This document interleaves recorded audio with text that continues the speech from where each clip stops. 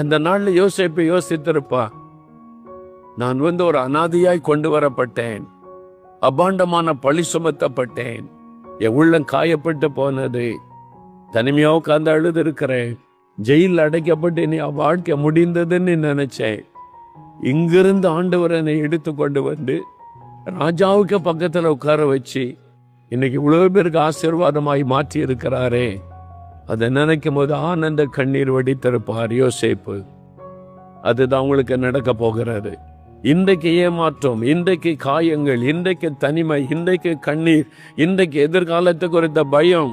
ஆனால் ஒரு நாள் வருகிறது, உங்களுடைய குடும்பத்துக்கே நீங்க தான் ஆசீர்வாதமா இருக்க போறீங்க, உங்க ஊருக்கே நீங்க ஆசீர்வாதமா மாற போறீங்க.